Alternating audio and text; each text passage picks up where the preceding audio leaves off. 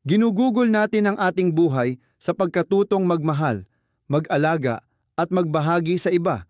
Pero gaano ba kadalas tayong huminto at tanungin ang sarili natin? Minahal ko na ba talaga ang sarili ko? Ang pagmamahal sa sarili ay hindi pagiging makasarili. Isa itong regalo na ibinibigay mo sa sarili mo. Isang pagkakataon para mabuhay ng buo at tumayo ng matatag sa gitna ng mga bagyo ng buhay. Madalas, habol tayo ng habol sa pagpapatunay mula sa iba. Nakakalimutang ang tunay na lakas ay nasa loob natin mismo. Itinuturo ng Stoicism na kapag lubos mong naunawaan ang sarili mo at napagtagumpayan ang iyong kalooban, walang unos mula sa labas ang maaaring gumiba sa iyo. Makinig ka sa iyong puso. Iyan ang iyong parola. Ang iyong gabay patungo sa kapayapaan at tibay ng loob na matagal nang naghihintay na muling tuklasin mo. Hindi laging madali ang paglalakbay tungo sa pagmamahal sa sarili. Pero ito ang pinakamagandang daan na maaari mong tahakin para sa iyong sarili. Ang ibabahagi ko sa iyo ay hindi lang basta mga salita. Ito ay kalipunan ng mahirap na natutunang mga aral. Inspirasyon mula sa walang kupas na karunungan ng Stoicism. Maging tutok at huwag palampasin ang bawat insight dahil bawat ideya ay tila isang liwanag na maaaring magsindi ng pag-asa at magpaalab ng pagbabago sa iyong buhay. Ngayon na ang panahon para bumangon para sa sarili mo. Gawin mong liwanag ang pagmamahal sa sarili, ang apoy na gagabay sa iyong landas. Una, unahin mo ang sarili mo, walang pag-aalinlangan. Naranasan mo na bang parang pasan mo na ang bigat ng mundo, tapos nakakalimutan mong ikaw din ay nangangailangan ng pag-aalaga at pagmamahal? Madalas tayong nadadala ng agos ng buhay sa pagtugon sa inaasahan ng iba. Pero nakakalimutan nating itanong, ano ba talaga ang kailangan ko? Pinakikinggan ko ba at pinakikitunguhan ng may kabaitan ang sarili ko? Hindi ito pagiging makasarili. Paalala lang ito na hindi ka maaaring magbigay kung wala ka nang maibubuhos. Upang makatulong sa iba, kailangan mo munang punuin ang sarili mong tasa. Itinuturo ng Stoic philosophy na ang pagmamahal sa sarili ay hindi lang basta aksyon. Isa itong pamumuhay.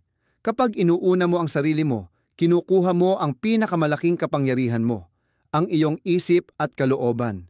Ngunit kabalintunaan, marami pa ring nakakaramdam ng guilt kapag inuuna ang sarili, na parang may inaagaw kang bagay mula sa iba. Baliktad ang totoo. Kapag inaalagaan mo ang sarili mo, doon ka lang tunay na nagiging matatag upang makasuporta at magmahal ng totoo sa iyong paligid. Isipin mo ang buhay na parang isang hardin. Ikaw ang pangunahing punong nagbibigay ng lilim at sustansya sa mga halaman sa paligid. Pero, kung wala kang tubig at sikat ng araw, kaya mo ba talagang magpatuloy at mag-alaga ng iba? Ang pag-prioritize sa sarili ay tulad ng pag-aalaga sa sariling ugat. Kapag lumago ka, likas ding umaabot ang lakas mo sa iba. Isa sa mga problema ngayon ay pagkakapantay ng kabaitan sa walang hanggang pagsasakripisyo ng sarili. Napansin mo ba minsan na sa sobrang pagbibigay, parang wala namang talagang sumasaya? Bagkus, pabalik-balik lang sa cycle ng hindi natutupad na mga pag-asa. Parehong parang nauubos at hindi kontento. Parang kandilang nagpapaliwanag ng iba, pero nauubos ang sariling liwanag at puso. Subukan mong baguhin ito. Matutong unahin ang sarili ng walang sorry.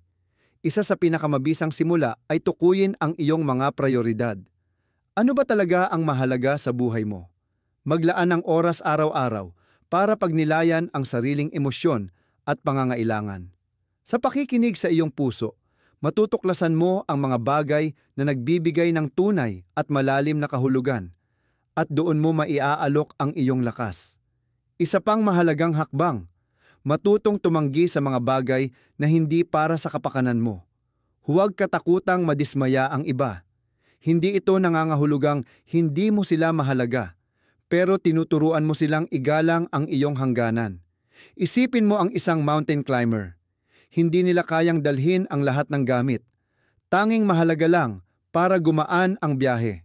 Sa atin din, ituon ang lakas sa bagay na tunay na mahalaga at bitawan ang hindi. Bukod dito, paunti-unti Pero tuloy-tuloy na ritual ng sariling pag-aalaga ay dapat paglaanan araw-araw. Hindi kailangang enggrande. Maaaring 10 minuto ng katahimikan na may tsaa, maikling jog sa parke, o simpleng maagang pagtulog. Ang mga binhing ito ay magpapatibay ng iyong kalusugan at kaligayahan. Kahit si Albert Einstein, kahit gaano ka-busy, naglalaan ng oras para sa mga bagay na nagpapaligaya sa kanya, tulad ng pagtugtog ng biolin o paglalakad sa kalikasan. Tandaan, ang pagmamahal sa sarili ay hindi pagiging makasarili. Pagpapatunay ito ng sariling halaga. Parang sa eroplano, inuuna mo ang oxygen mask mo bago tumulong sa iba kapag emergency. Hindi kailangang maubos ka para lang mapasaya ang mundo. Kailangan ka nitong malusog, buhay at puno ng sigla para makapagbigay kang may saysay at pangmatagalan. Simula ngayon, unahin ang sarili mo, walang apology. Tanungin ang sarili, ano ang maaari kong gawin ngayon para mahalin pa ang sarili ko? Gawin mo. Huwag nang hintayin na may gumawa nito para sa'yo. Iyo ang buhay mo, at ang pagmamahal sa sarili ang pinakamagandang regalong kaya mong ibigay. Gaya ng sinabi ni Epictetus, unang alamin kung sino ka, saka mo palamutian ang sarili mo ayon doon. Malakas na panawagan ito para simulan na ang paglalakbay tungo sa pagmamahal sa sarili. Ngayon na, dahil mahalaga ka. Ikalawa, kumawala sa tanikala ng paghahanap ng pagpapatunay mula sa iba. Paano mo sinusukat ang halaga mo? Sa paghanga ng iba, sa malalakas na palakpak sa meeting, sa dami ng likes sa social media? Madalas, habol tayo ng habol sa pagpapatunay ng iba. Parang doon tayo nagkakaroon ng saysay o halaga. Pero totoo, mas lalo lang tayong nagiging hungkag habang umaasa sa pagpapatunay ng iba. Hindi kailanman makukuha ang tunay na saya o pagpapahalaga mula sa iba. Kailangan mo itong linangin mula sa loob. Sinabi ni Marcus Aurelius, palagi akong namamangha. Mas mahal natin ang sarili kaysa sa iba, pero mas pinapahalagahan natin ang opinyon nila kaysa sa atin. Malalim ang katotohanan ito. Madalas sa panahon ng kahinaan, binibigay natin sa mundo ang kapangyarihang bigyang kahulugan kung sino tayo. Tapos tayo pa ang nakulong sa mga inaasahan at mga panghuhusga ng iba. Isipin mong ikaw ay isang ilog na mahinahong dumadaloy sa lambak at bukirin. Kung ang tubig mo'y galing sa malalim mong pinanggagalingan, self-love at internal recognition, mananatili kang sagana kahit anong panahon. Pero kung umaasa ka lang sa ulan, pansamantalang papuri ng iba, pwede kang matuyot kapag natigil ang ulan. Kapareho din, kapag sa panlabas ka lang umaasa ng approval, madali kang mabaling, madaling maubos. Ang tunay na kalayaan ay nagsisimula kapag pinakawalan mo na ang mga hindi nakikitang tanikala. Tanungin mo ang sarili, bakit kailangan ko ng ibang magsabi na sapat ako bago ako maniwala?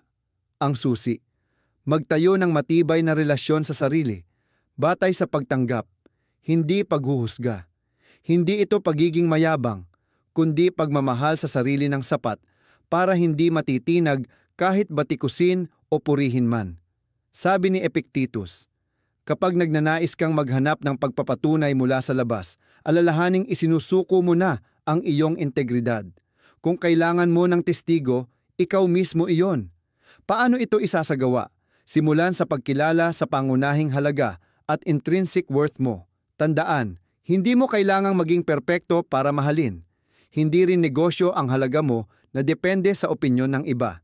Isang magandang halimbawa ng kumalas sa paghahanap ng approval ay si Eleanor Roosevelt. Matinding binatikos siya noong First Lady pa siya, pero pinili niyang mamuhay sa sarili niyang values. Binaliwala ang masasakit na salita at inalay niya ang sarili sa pagtatanggol ng karapatang pantao. Sinabi niya, walang makakapanlait sa iyo kung hindi mo pahihintulutan. Buhay na esensya ng internal freedom. Huwag ngang hayaan na dikta ng iba ang halaga mo. Paano magsimula kumawala? Heto ang mga pwedeng gawin. Una, suriin ang sarili bawat araw sa pamamagitan ng paglista ng 3 bagay na ipinagmamalaki mo, kahit gaano kaliit. Pangalawa, mag-focus sa proseso, hindi sa resulta, dahil ang halaga mo ay hindi lang nasusukat sa tagumpay o pagkabigo. Huli, mag-meditate o magnilay araw-araw para muling kumonekta sa sarili at bitawan ang ingay ng panlabas na paghusga. Isipin ang self-love na parang buto. Kailangan mo itong alagaan araw-araw ng pagtitiyaga at malasakit. Habang pinapalago mo ang lakas mula sa loob, mapapansin mong hindi lang pala pagmamahal ng iba ang liwanag na mahalaga. Nasa iyo na pala ang liwanag na iyon. Naghihintay lang na pagliwanagin mo. Kaya lakasan ang loob at magpatuloy. Hindi mo kailangan ng approval ng sinuman para magpakatotoo. Sapat ka, hindi lang basta sapat, kundi ikaw ay natatangi. At huwag sana itong gawing basehan ng kahit na anong pagtingin o salita ng iba.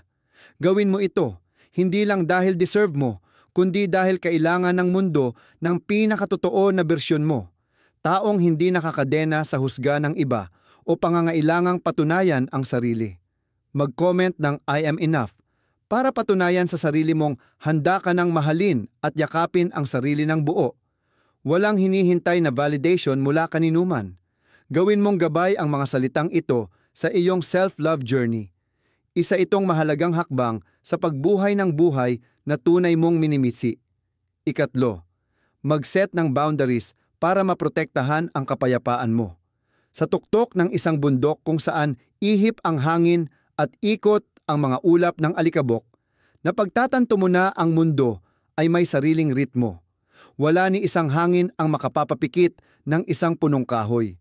Maliban na lang kung kusa nitong paluwagin ang sarili niyang mga ugat.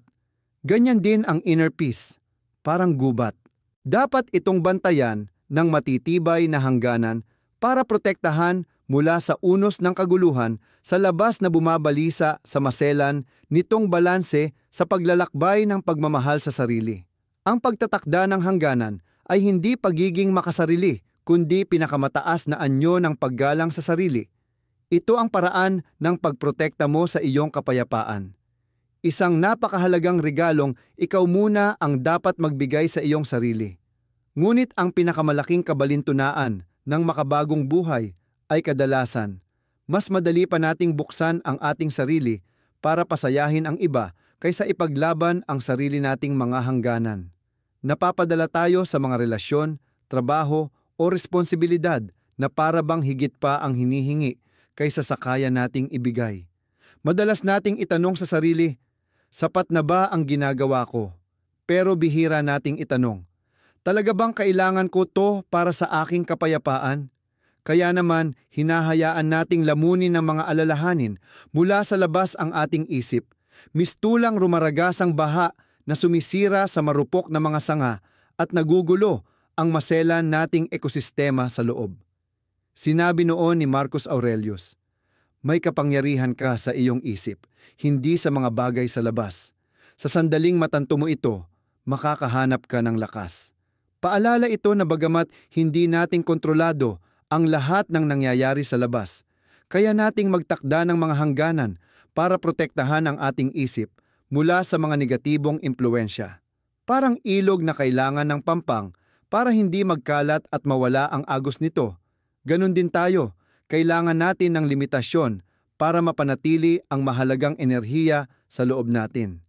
Isipin mo ang isang hardin na hindi inaalagaan, walang bakod laban sa sumasalakay. Kahit isang bagyo lang, pwede nito mapatumba ang mga bulaklak at payagang masakop ito ng mga damo. Ganyan din ang buhay mo sa loob. Kung wala kang itinatakdang hangganan, madaling mapasukan ng inaasahan ng iba at sa halip na mabuhay ng ayon sa sarili mong kagustuhan, baka matagpuan mong sunod-sunuran ka na lang sa mga gusto ng mundo. Paano mo ba maitatakda ang mga hangganan nang hindi nagkakagilty? Magsimula sa pakikinig sa iyong sarili. Tanungin ang mahahalagang bagay. Ano ang lubos na nagpapagod sa iyo? Sino o ano ang sumisira sa iyong kapayapaan? Magkaroon ng tapang na tanggapin na ang pagtanggi ay hindi kabastusan. Ito ay pagsasabi ng oo sa sarili mo. Ang pagtanggi ay maaaring hindi laging tanggap at minsan pati matawag pang makasarili. Pero ito ay presyong sulit bayaran para protektahan ang malusog na kaluluwa. Isipin mo si Marie Curie, ang siyentistang matatag na tumanggi sa presyo ng lipunan para ituon ang sarili sa kaniyang pag-aaral.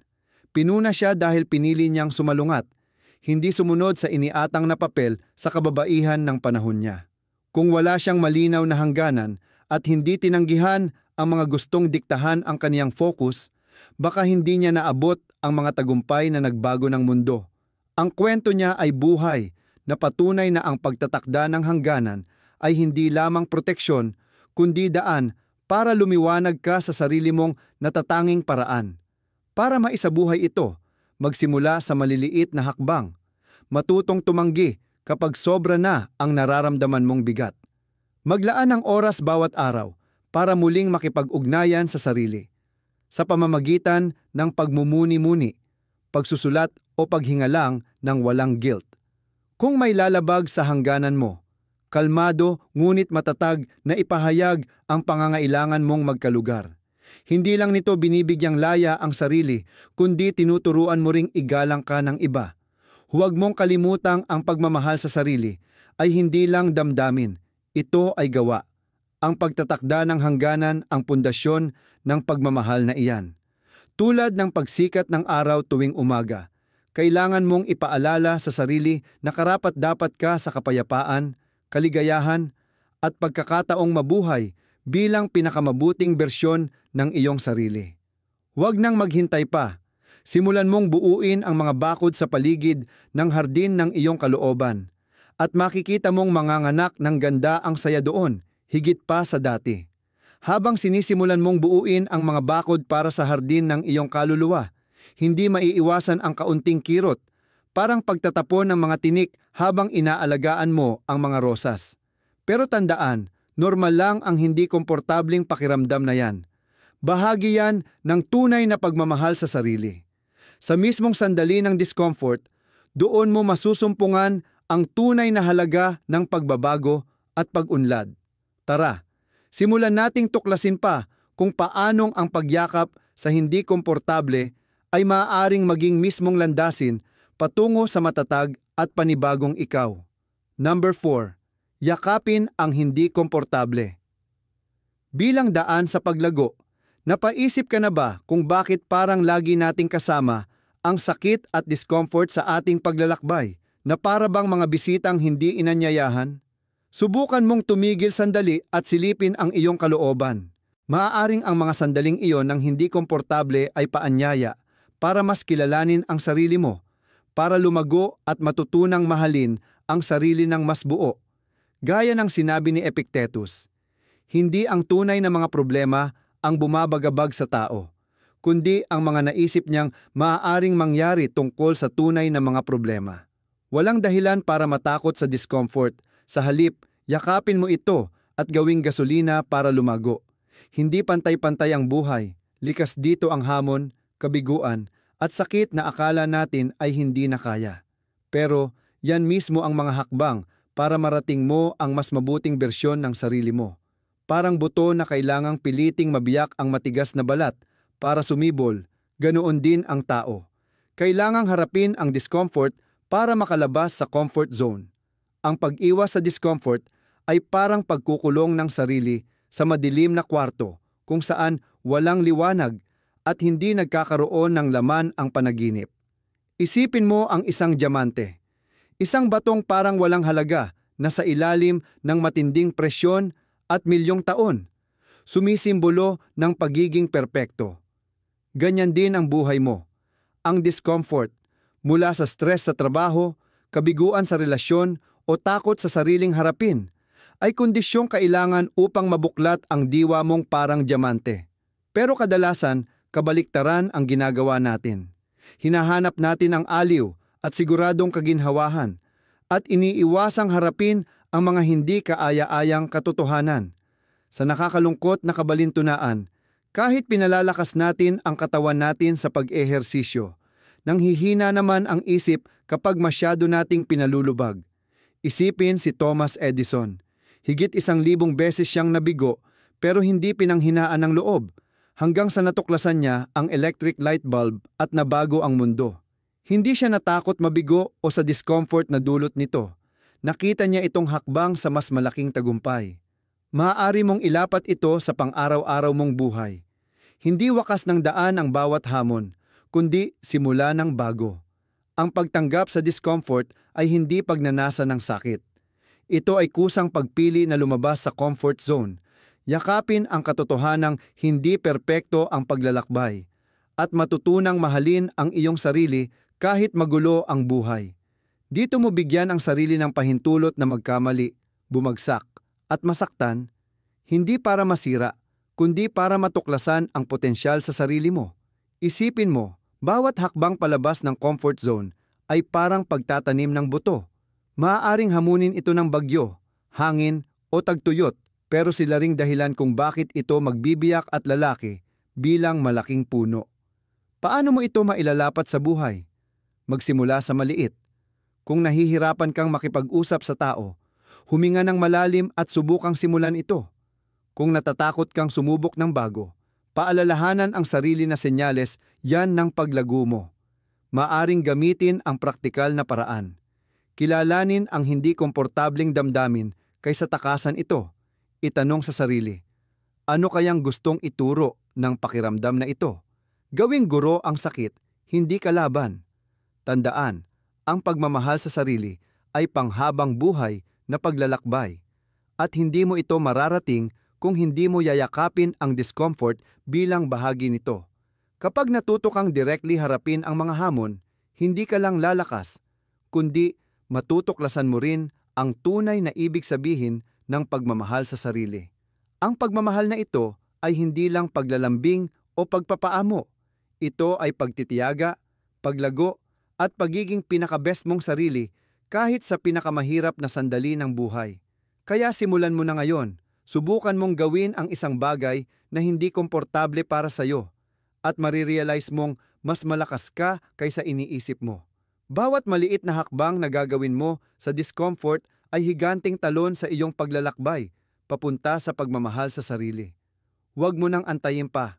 Karapat-dapat kang mabuhay na malakas, puno ng pagmamahal, at patuloy na lumalago. Lahat ng ito ay nagsisimula sa pagtanggap sa sarili, kahit pa sa pinakamabigat na panahon. Congratulations!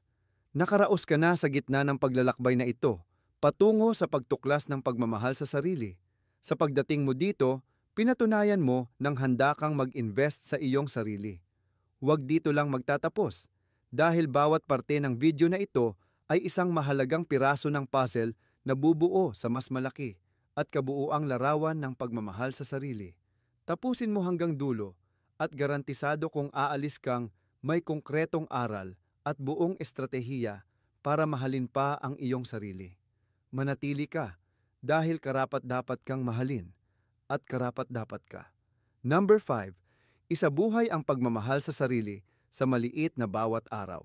Ang pagmamahal sa sarili, hindi kailangang maging enggrande o mailap. Makikita ito sa mga pinakasimpleng sandali kapag binibigyan mo ng oras ang sarili mong pakinggan at alagaan. Siguro isa sa pinakamalalim na leksyon mula sa Stoicism ay ang kakayahan nating makahanap ng kahulugan sa maliliit at pamilyar na bahagi ng buhay. Tinuturo ng pilosopiyang Stoic na ang kaligayahan ay hindi galing sa mga bonggang tagumpay o enggrandeng panalo, kundi mula sa paraan ng pamumuhay natin araw-araw at sa kasiyahan na natatagpuan natin sa sarili natin sa kasalukuyan. Madalas tayong natatangay ng mabilis na daloy ng buhay, na parang lahat ay kailangan mong pag-ukulan ng mas maraming effort, mas maraming tagumpay. Pero sa walang katapusang karera, nakakalimutan natin ang sarili natin. Tinatrato natin ang sarili na parang makina. Kinakalimutang pati ang kaluluwa ay nangangailangan din ng pag-aalaga at pagmamahal. Paalala ng mga Stoic na bigyang pansin natin ang mga bagay na kaya nating kontrolin at higit sa lahat kung paano natin tinatrato ang sarili na siyang pinakakritikal sa lahat. Lahat ng salita, bawat maliit na gawa ng kabaitan sa sarili ay parang pundasyon ng matagalang kaligayahan at kapayapaan sa loob. Simulan mo ang araw mo sa isang banayad na paalala. Ngayon, magiging mabait ako sa sarili ko. Hindi ito mataas na ideal, kundi isang simpleng pagpapaalala na karapat-dapat kang mahalin at alagaan. Maliit mang kilos, tulad ng pag-inom ng malamig na tubig, paghinga ng malalim ng ilang beses, o pagbabad sa sikat ng araw sa umaga, kahit saglit.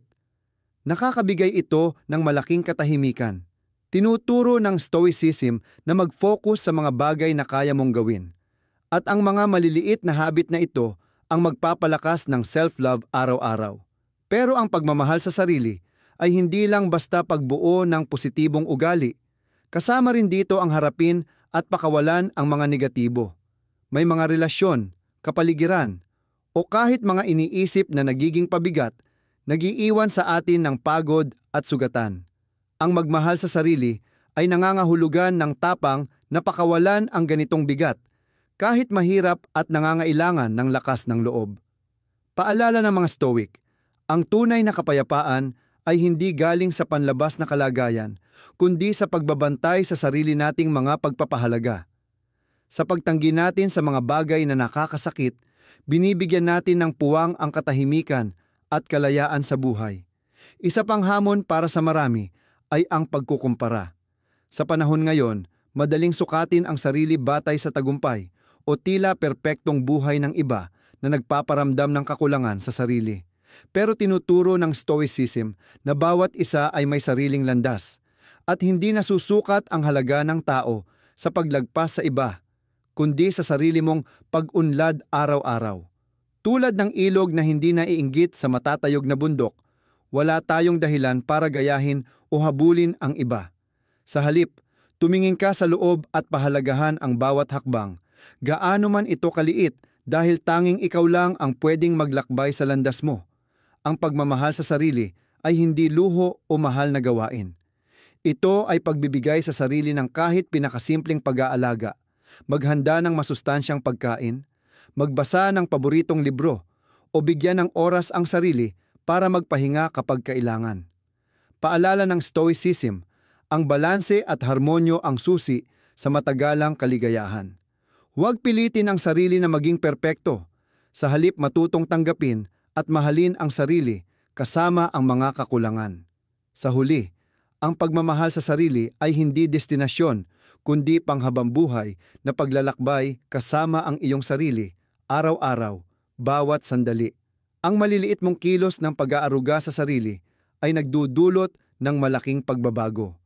Simulan mo ngayon sa mismong sandaling ito ang mas pagtangkilik at pagmamahal sa sarili. Tulad ng turo ng Stoics, hindi tungkol sa kung gaano kahaba ang buhay natin, kundi kung gaano natin ito lubos na nabubuhay araw-araw. Hayaan mong bawat maliit na sandali ng pagmamahal sa sarili ang maging unang hakbang mo tungo sa tunay na kaligayahan. Ngunit ang paglalakbay ng pagmamahal sa sarili ay malayo pang matapos. May isa pang mahalagang aspeto na kailangang tuklasin. Ang tunay na lakas ay hindi nakukuha sa sagad na pagsusumikap, kundi sa kakayahang makahanap ng balanse bawat hakbang. Sa susunod na aral, babaguhin natin ang kahulugan ng pagiging malakas, not bilang isang pasanin, kundi bilang isang harmonyo sa pagitan ng puso, isipan, at katawan. Ang balance na ito ang susi para umusad nang hindi nawawala ang sarili sa daan. Number 6. I-redefine ang lakas bilang balanse, hindi pagiging sobra-sobra. May mga araw na parang kailangan mong gumawa pa, magpursigi pa ng todo para mapatunayan ang sarili. Pero natanong mo na ba ang sarili mo? Talaga bang kailangan ito? O baka tinatakpan ko lang ang puwang sa loob? Ang Stoicism, sa walang kupas na karunungan, ay nagpapalala na ang tunay na lakas ay hindi nakukuha sa pagsagad ng sarili sa pagod, kundi sa pag-unawa sa sariling limitasyon. Ang malusog na balanse ang matibay na pundasyon ng anumang tagumpay. Madalas tayong matangay ng kultura ng kailangan gawin lahat para mapatunayan ang ating halaga. Ang mga kwento ng entrepreneurs na 16 na oras ang trabaho, empleyadong hindi nagla-lunch para makaabot sa deadline o artistang nagpupuyat para lang magawang perpekto ang likhang sining. Dahil dito, napapaniwala tayong ang greatness ay laging may kaakibat na sakripisyo. Pero ang totoo, hindi magtatagal ang anumang tagumpay kung pinapabayaan mo ang sarili mong kalusugan ng katawan at isipan. Isipin mo ang isang matayog na puno sa masukal na gubat. Hindi naman siya tumubo ng mataas o malakas dahil gusto niyang maging pinakamabilis o pinakamatangkad sa maikling panahon. Ang tatag niya ay galing sa unti-unting pag-ugat ng malalim at sapat na pagkuha ng sustansya para magtagumpay sa mga bagyo. Hindi iba ang buhay natin. Kung lagi mong pinipilit umusad ng walang pahinga o pagninilay, masusurpresa ka na lang, nilamon ka na ng pagod at pressure. Ang tunay na lakas ay marunong magpahinga, magpa-recharge ng espiritu, at magtanong sa sarili kung nasa tamang direksyon ka pa ba. Tinuturo ng Stoicism na ang balanse ay hindi luho, kundi necessity para sa pagmamahal sa sarili. Sabi ni Marcus Aurelius, kung gusto mo ng katahimikan, bawasan mo ang ginagawa. O mas tamang sabihin, gawin mo lang ang mahalaga. Ang inner peace ay hindi sa dami ng oras, kundi sa tamang paggamit nito para sa mga bagay na tunay na mahalaga. Madalas, punong-puno ang araw natin ng walang kabuluhang gawain. Pagod na pagod pero hindi kontento. Sa halip na damihan ang ginagawa, bakit hindi ka mag-focus sa 3 pinakamahalagang task sa araw at gawin ito ng maayos? Matutong bumitaw. May mga bagay talaga na wala sa kontrol natin. At ang kapit lang sa mga bagay na ito ay sumisira ng balanse. Tingnan mo ang kalikasan. Lahat ng nilalang ay nabubuhay ayon sa natural na cycle ng balanse. Hindi sumisikat ng sobrang aga ang araw, hindi rin lumulubog ng huli. Hindi rin nagmamadali ang ilog na mas mabilis sa kanyang daloy. Dapat matuto tayo mula sa kalikasan, na may oras para magbagal, at sa kabagalan na iyon, nagmumula ang tunay na lakas. Simulan mo ngayon ang commitment na alagaan ang tunay mong lakas, ang harmonyo ng kasipagan at pahinga, ng pagpupursigi at pagbitiw. Kapag minahal mo ng tapat ang sarili mo, higit pa sa pagmamahal ng iba, doon mo lang tunay na mahahanap ang kahulugan at ligaya sa buhay. Kung sang-ayon ka dito at handa mong baguhin ang schedule mo, i-like mo ang video bilang pangakong mamahalin ang sarili ng mas buo simula ngayon.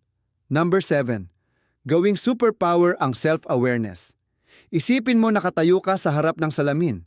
Hindi yung nagpapakita ng itsura, kundi isang salamin na tumatagos sa kaluluwa. Nakikita ang iyong isip, emosyon, at tunay na sarili. Ilan sa atin ang kayang tumingin doon nang hindi tumatalikod o nagja-judge? Ang totoo, iniiwasan natin harapin ang sarili dahil sa takot sa kahinaan o pagkakamali.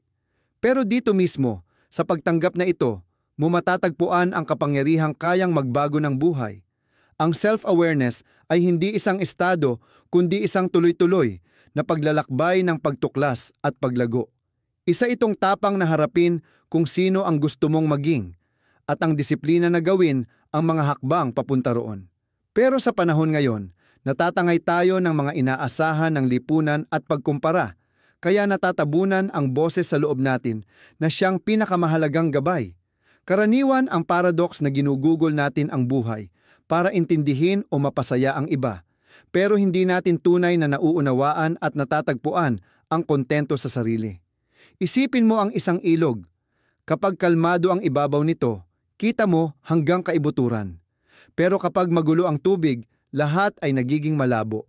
Ang isip ng tao ay hindi naiiba. Ang paglinang ng self-awareness ay nangangailangan ng pagkatuto kung paano patahimikin ang kaguluhan sa loob, isara ang ingay mula sa labas, at tunay na makinig sa sarili mo.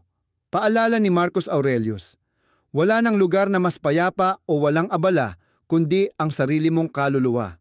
Kung hindi mo bibigyan ng panahon ang sarili mong kilalanin, sino ang gagawa niyan para sa iyo? Isa sa pinakamalaking hadlang sa pagmamahal sa sarili ay ang ugali nating maging sobrang kritikal sa sarili.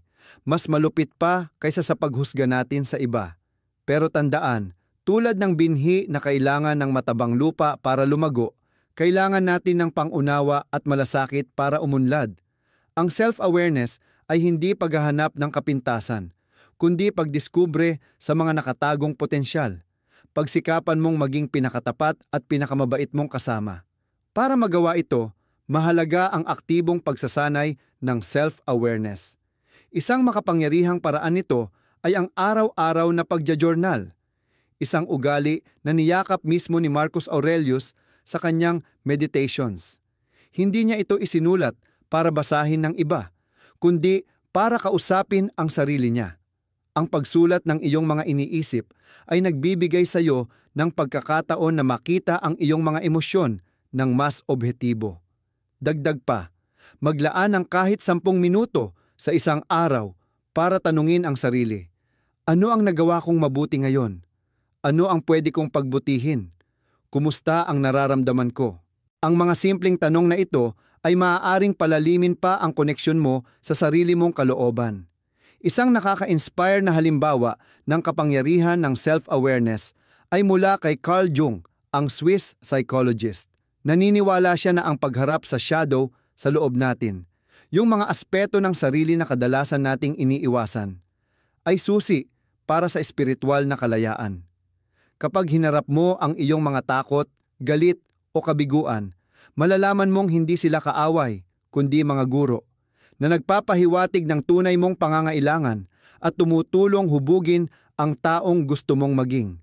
Bukod pa rito, tanungin mo ang sarili, bakit mas mahigpit ako sa sarili ko kaysa sa iba?